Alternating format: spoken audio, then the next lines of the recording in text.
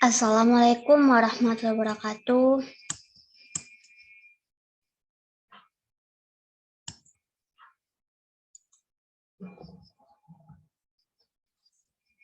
Hai, perkenalkan nama saya STW Larika, mahasiswi Magister PIAUD UIN Sunan Kalijaga, Yogyakarta. Di sini saya akan menjelaskan tentang mekanisme dan pelaksanaan asesmen pembelajaran anak usia dini. Yang pertama kita akan mengetahui mekanisme asesmen pembelajaran anak usia dini, kemudian pelaksanaan asesmen pembelajaran anak usia dini. Sebelumnya, kita akan mengetahui apa sih itu asesmen. Asesmen yaitu suatu proses pengamatan, pencatatan, dan pendokumentasian kegiatan dan karya anak. Bagaimana proses ia menghasilkan karya tersebut. Kemudian, asesmen tidak hanya digunakan untuk mengukur keberhasilan suatu program saja, tetapi untuk mengetahui bagaimana dan sejauh mana perkembangan anak dalam kegiatan sehari-hari di sekolah. Kemudian ada tujuan asesmen. Menurut Neil Sambaugh dan Susan G. Magliaro, yang pertama, tujuan asesmen yaitu sebagai penempatan, yaitu hasil asesmen dapat menjadi rekomendasi guru dalam menempatkan anak dalam kelompok yang sesuai dengan tahapan perkembangan dan kebutuhannya. Kemudian,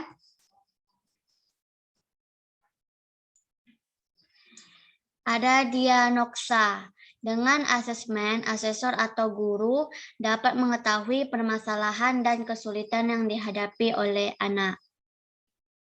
Kemudian yang ketiga ada perkembangan. Asesmen juga bertujuan untuk mengetahui perkembangan anak selama proses pembelajaran.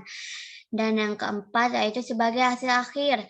Setelah melakukan asesmen yaitu untuk mengukur pembelajaran anak sehingga kita mengetahui hasil akhir anak dari proses pembelajaran tersebut. Yang kemudian ada prinsip asesmen. Yang pertama itu sebagai advokasi atau pendampingan.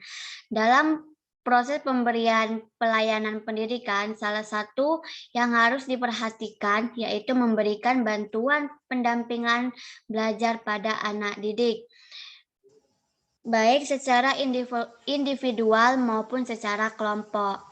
Kemudian yang kedua ada kesesuaian pemrograman, yaitu analisis kebutuhan anak akan memberikan bantuan dalam penyusunan dan pengembangan program dan proses pembelajaran sesuai dengan kebutuhan dan kemampuan yang dimiliki oleh anak. Kemudian yang ketiga ada ketergantungan pada alat atau metode. Keberhasilan guru melakukan asesmen sangat tergantung pada metode maupun alat yang digunakan. Kemudian ada keseimbangan. Asesmen dilakukan terhadap sasaran subjek didik dan aspek perkembangan secara seimbang, sehingga akan memberikan gambaran yang komprehensif. Kemudian yang kelima yaitu komprehensif. Komprehensif yaitu seperti yang telah dijelaskan pada prinsip keseimbangan tadi, bahwa asesmen harus dilakukan secara seimbang untuk semua aspek perkembangan anak yang akan diperoleh dari data informasi perkembangan anak secara menyeluruh. Kemudian ada keahlian administratif, yaitu proses dan hasil asesmen harus dilakukan dan dikelola dengan menggunakan analisis administratif yang profesional. Kemudian yang terakhir ada pragmatis, yaitu kegiatan asesmen harus berguna dan dapat dimanfaatkan oleh dan untuk kepentingan anak didik, orang tua maupun sekolah. Khususnya bagi guru karena dari data asesmen dapat memudahkan guru dalam melakukan pengelompokan serta penyusunan program yang akan diberikan selanjutnya. Kemudian ini dia mekanisme asesmen pembelajaran anak usia dini. Yang pertama ada observasi, merupakan proses pengamatan yang dilakukan guru terhadap sikap atau perilaku anak. Jadi melalui pengamatan yang dilakukan oleh guru. Yang kedua ada kuesioner, merupakan daftar lampiran yang diisi oleh responden, di mana bentuk daftar lampiran tersebut berupa pertanyaan terbuka ataupun tertutup. Ini kita bisa lakukan melalui guru kelas, kepala sekolah, dan orang tua juga bisa. Kemudian wawancara merupakan pengumpulan data melalui kegiatan tanya jawab secara verbal. Ini dilakukan ke guru kelas, ke kepala sekolah maupun ke orang tua bisa. Kemudian kemudian pelaksanaan asesmen pembelajaran anak usia dini.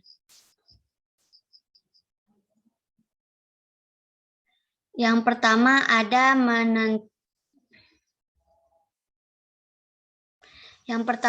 menentukan sasaran objek atau asesmen. Pertama yang harus diperhatikan adalah menentukan objek asesmen. Siapa yang akan kita observasi untuk melakukan asesmen. Kemudian ada menyusun kerangka acuan konsep objek asesmen. Setelah menentukan objek asesmen, maka tentukan juga area yang akan diakses. Kemudian yang ketiga, memiliki metode atau teknik asesmen. Dalam mempersiapkan proses asesmen, guru sebagai asesor harus memilih dan menentukan metode dan teknik yang akan digunakan dalam asesmen, sehingga memudahkan guru dalam melakukan asesmen. Kemudian menyusun kisi-kisi instrumen asesmen untuk teknik tertentu, baik kuantitatif maupun scoring. Setelah itu, guru dapat menyusun dan mendesain instrumen. Dalam kisi-kisi tersebut terdapat komponen indikator yang dicapai oleh anak. Kemudian ada mengolah data hasil asesmen. Hasil yang didapat di lapangan kemudian diolah sehingga dari data tersebut dapat terlihat gambaran atau peta kemampuan masing-masing anak. Jadi ketika kita sudah mendapatkan data, maka kita harus mengolah data tersebut sehingga kita bisa mengetahui kemampuan anak. Selanjutnya ada pemetaan kemampuan atau mapping competence. Hasil pengolahan data tersebut kemudian dikelompokkan. Kelompokan itu untuk setiap aspek perkembangan seperti bahasa, kognitif, motorik, moral, dan agama, dan sosial. Selanjutnya, penyusunan program. Proses selanjutnya setelah mapping yaitu penyusunan program. Program yang didesain tersebut sesuai dengan kondisi kemampuan anak dilihat dari berbagai aspek. Kemudian mengkomunikasikan hasil-hasil asesmen. Aktivitas yang tidak kalah penting dari kegiatan asesmen ini adalah mengkomunikasikan hasil-hasil asesmen kepada orang tua atau orang dewasa yang menjadi pengasuh anak. Jadi setelah kita melakukan asesmen, kita harus memberikan informasi bagaimana kemampuan anak tersebut kepada orang tuanya maupun orang dewasa yang sudah mengasuh anak tersebut. Kemudian yang terakhir adalah mendokumentasikan hasil-hasil asesmen. Pada akhir kegiatan, pendokumentasian hasil-hasil kegiatan asesmen merupakan langkah yang sangat penting yang harus dilakukan oleh guru. Pendokumentasian hasil kegiatan ini dapat dilakukan secara manual dengan sistem arsiparis maupun menggunakan teknologi komputer. Oke, mungkin itu saja sharing dari saya. Jangan lupa singgah di channel YouTube saya, Hesiwel Arika, dan jangan lupa follow IG saya, Hesiwel Arika, dan jangan lupa tambahkan saya sebagai teman di Facebook Hesiwel Arika. Semoga apa yang saya sampaikan bermanfaat, dan kita bisa sharing di akun media sosial saya. Jangan lupa mampir. Terima kasih. Jika ada pertanyaan, silakan komen ya. Jangan lupa like and subscribe. Assalamualaikum warahmatullahi wabarakatuh. Dadah.